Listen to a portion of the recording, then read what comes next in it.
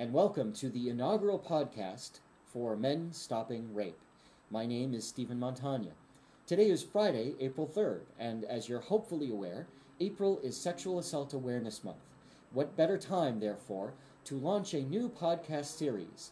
This is the first in what I hope will be many podcasts, both video and perhaps some audio only, looking at a variety of topics related to the prevention of sexual assault and dating and domestic violence. Men Stopping Rape, or MSR for short, is a men's anti-violence nonprofit organization that has been around since 1983. We operate in the Madison, Wisconsin area, doing programming in the Madison community, on the University of Wisconsin-Madison campus, and the greater Dane County region, sometimes extending beyond that, and occasionally doing consulting on the national level. I've been with the organization since 1991, and have had the pleasure of facilitating or co-facilitating hundreds of workshops at a variety of locations with a diverse population. Over the next several months, I hope to do some regular podcasts looking at the topics of misogyny and how it affects men, intervention versus prevention, some considerations for the movement, consent, defining it, what does it really mean versus what we all too often allow to pass for consent in the culture, how to be a supportive partner or friend to someone who has been sexually assaulted, and also look at the word bystander, which is very much a buzzword in the violence prevention movement these days. And although I agree with some of the basic tenets, the word itself gives me a little bit of trouble, and I believe it's an easy trap for us to fall into when doing violence prevention work.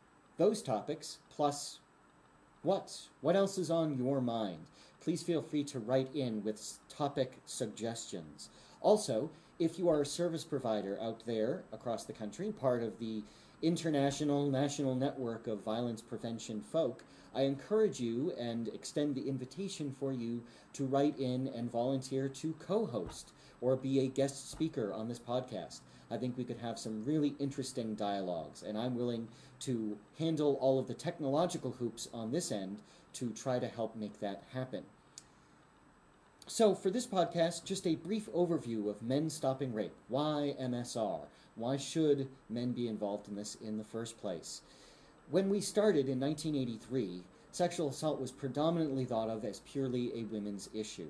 That is to say, hey, it's only happening to them, which of course we know is not fully true, but more importantly, it's their problem. Let them go fix it.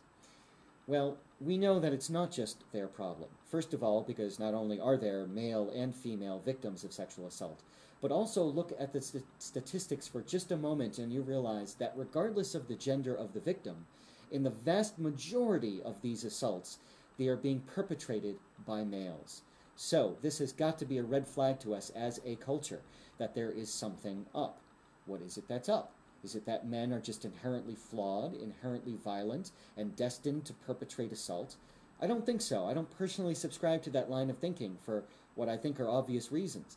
Being a man, I object to that line of thinking, and it behooves me to look at what is my connection as a male to the violence that's happening in the community around me. What is it? And I think as you look at it, it comes down to looking at masculinity, the taught package and mythology about what my expected behavior as a man in the culture is supposed to be versus perhaps what I'm really feeling on the inside and the type of person that I want to be out there in the world. Therefore, it is important to create a safe space for men. That has always been a central tenet of the work we do at MSR. This may seem like a radical thought even 25 plus years later, but men need more than just a workshop. Men need more than to just be exposed to the statistics and the reality of violence impacting the lives of women. Again, this is significant and important, but there will not be authentic change, deep down, gut level, deep inner change in our own attitudes about our identity as men, and therefore our own ability to be allies and view women as equals, until we have had a chance to look at what impact violence has had in our own lives and feel that we have the ability to reshape male-only spaces as a safe space where we can freely be ourselves, where it is not the status quo to perpetuate sexism, to perpetuate and continue referring to women in derogatory manner, referring to women's bodies in an objectifying manner, but to reshape that space as a place where women can be held up as equals, as allies, as human beings, essentially, and that humanity extends to ourselves and our fellow men in the way in which we interact with each other.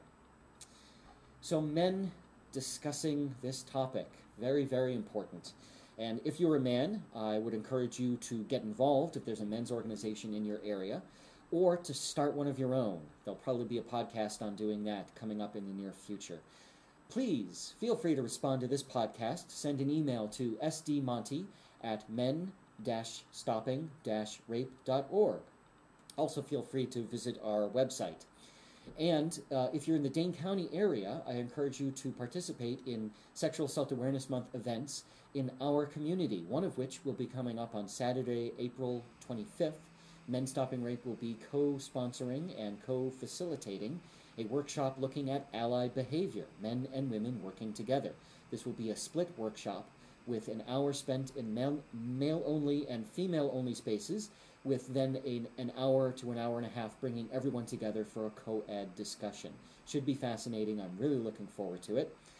Please feel free to respond, and I look forward to the dialogue that will ensue. Thank you for watching and or listening.